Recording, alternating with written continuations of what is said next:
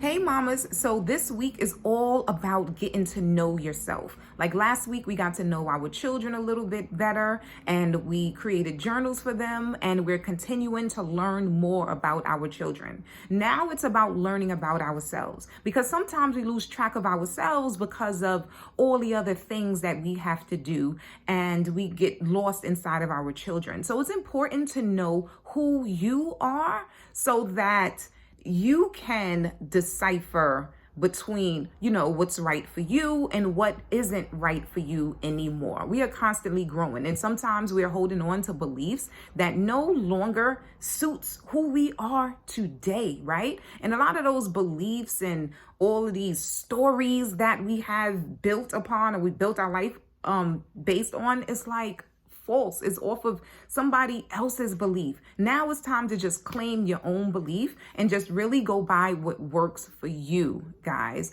So in this particular unit, we're going to go over the different types of yelling, right? And the best version of yourself, the alarm system, triggers, and the inner bitch. And the checklist for this week is a journal. I want you to create a journal for yourself, right? That's all about getting to know you and who you are. It's time to find that best version of you and really bring her out and let her show up more times than not. All right. And of course, you need a pen to write down. And if you use an Evernote, you don't need a pen. You just need the app. So types of yelling. Now, again, just to be clear on the type of yelling that we want to be able to do less of in this particular challenge. And before I say which one, I just want to say that there are variants, right, to yelling. And some yelling is required. It's fine, right? So, first yelling is yelling as a warning. And that's when you're like in potential danger, right? Like an animal is chasing you or someone is trying to mug you or whatever. And you're yelling to get someone's attention, to try to get this person to stop or even to scare that person away. That type of yelling is fine. I'm not worried about that yelling. We're not working on that particular yelling. Then you have, yelling as a plea for help, which I just said, and then like yelling as a warning, like as if, if you see a pile of dog shit and you see your child is about to step in it and you're like, Sarah, like watch out for the shit, right? Like that's fine because you're yelling, but you're not in anger, right? Like you're not angry. You're just like projecting your voice so that they can hear you and it can startle them so that they won't step down into the dog shit. Okay. And then yelling with good intention, like, you're in the house, you just cooked dinner and your kids are like far away from you. So you yell and you're like, Johnny, dinner is ready. That's fine, guys. That is fine. Like, you're not mad at them. You're just like, tell it, like you have to project your voice in order for you to hear them. Because if you whisper, you're just going to annoy yourself because they're not going to hear you. So that type of yelling, again, that is fine. Then you have yelling as an act of intimidation, like threat or danger. And that's like when you're in an argument with someone and you want to be dominant of this argument and you start getting louder and louder at that person, then yeah, that's what we're trying to work on. We're trying to work on that type of yelling, right? Because this no yelling movement is bigger than just a parent yelling at their kids. It's like yelling at your spouses. It's like children yelling at children. It's like adults yelling at children.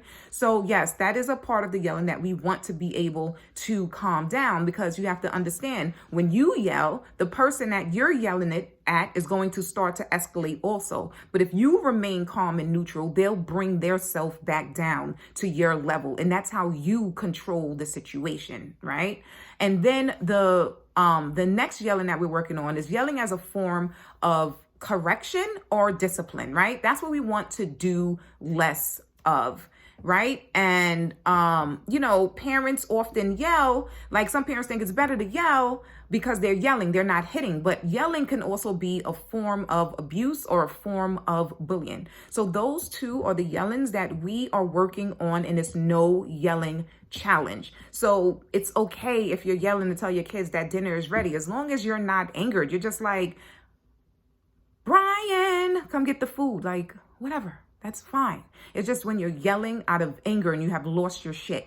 Those are the yelling sequences that we are working on getting better at. And I know you're already getting better at it, right? And again, if you have been yelling up until this point, so what? That was the past. And again, as long as you journal about it, you learn from the mistakes and understand why you yelled, then move the heck on. Like, don't hold on to it, right? Because it's a habit, it's a pattern that you have to break, and it takes a while for it to break. So no big deal if you yell.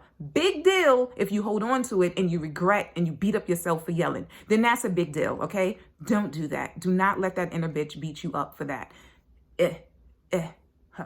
All right. So, the next unit, best version of yourself. Who are you? Who is this beautiful mama? Like, who are you besides, when you take off that mama hat? Like, what type of personality are you? Are you very like giving? Are you nurturing? Are you quiet? Are you an introvert? Are you an extrovert? Like, who are you? What do you love to do? What is your character 90% of the time? And this is when like you're at peace, you're at ease, and you're not stressed and you're not anxious. Get out your journal and write all about yourself. Who are you? Discover who you are and make sure that who you are is aligned with the beliefs that you are still carrying. And if not, you need to get rid of those beliefs and question the beliefs, right? You got to question, because we tend not to question stuff. We just carry stuff on and just accept it as our own. And it's like, no, right? You are in charge of your unique life. You are here to have a unique experience. So it's okay if you have unique beliefs. Like for me, I had to question all beliefs because I realized it was my beliefs. It was my stories. It was the things that I was thinking that was creating so much freaking misery for me, because I was just like, I'm not following these rules and all this other kind of stuff. And these rules came from what? Like from like hundreds of years ago? Is it really necessary to follow those rules? And I don't think so. Like me, I always want to end up in like a happy place, happy space, right? So it's like, if I'm following some rule that's causing me misery, I have to question it, right? And if it doesn't make sense anymore, then I have to let it go and just replace it with something else. Like I'm to the point where I don't really have beliefs. Like it's all in the moment, and it's fine. I know you're like, oh no, you got to have beliefs. You got to have rules. No, because those rules, if it's causing me misery, then no, I don't necessarily need it. And guys, I'm fine, right? I don't follow no strict rules or structure, because I found that I was more miserable and I was failing more when I was following everybody else's rules, what everybody else was doing. That's what was causing me misery, right? Like I'm using tools that worked for you. Yes, you're successful with that and it works for you, but it didn't work for me. And then the hardship on me was, oh my God, I'm a failure. Like they're successful with this and I'm not successful and I can't follow it. And no, it's not about that. Only way that you can know what works for you is by understanding yourself, right? And if you fail at something, understanding why you failed, and really be like a scientist. Like, why am I feeling like this? Is it something to do with what I'm following, or is this just doesn't work for me? The same thing for your parenting, right? You want to really like think about what works for you. Forget about what works for everybody else. But before you can do that, you want to know who you are. Who are you? Dig deep. Dig deep. Know who you are, okay? Excuse me. And alarm system. So as we spoke about in last week's lesson about the alarm system for your kids, right? And we know that the alarm system is triggered by like false alarms. We know it comes from our brain. But in order for you to know when your alarm system is activated, again, you have to know what the best version of yourself look like. What does that feel like? So that when your alarm system hits, ding, ding, ding, ding, I have been taken over by emotions, right? I am now in an emotional funk.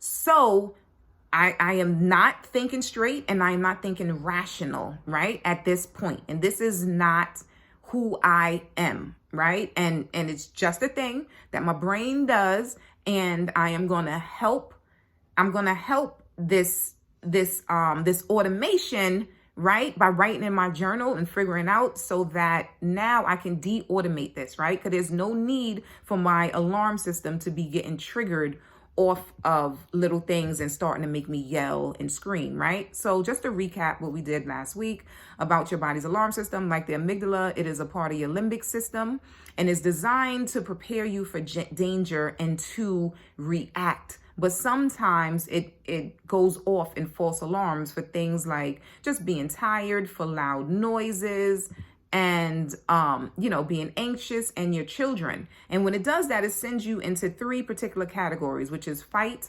flight, or freeze. So the fight, flight, and freeze may look different for your kids for your kids, and different for you. So like in adults, when you get into like fight mode, like you're screaming, you're yelling, you're probably saying like profanity, you're nagging at your kids, you're going to hit them, giving them harsh punishment, you're pacing back and forth. And when you're in flight mode, like you storm off, is excessive fidgeting, you're doing like anything just to get out of the way. And when you're in freeze mode, like your silence, your resistance, you don't even remember what you want to say, you're unable to move, you're feeling numb, you shut down, like you're in your mind, right? Like that bitch is like totally like activated at this point.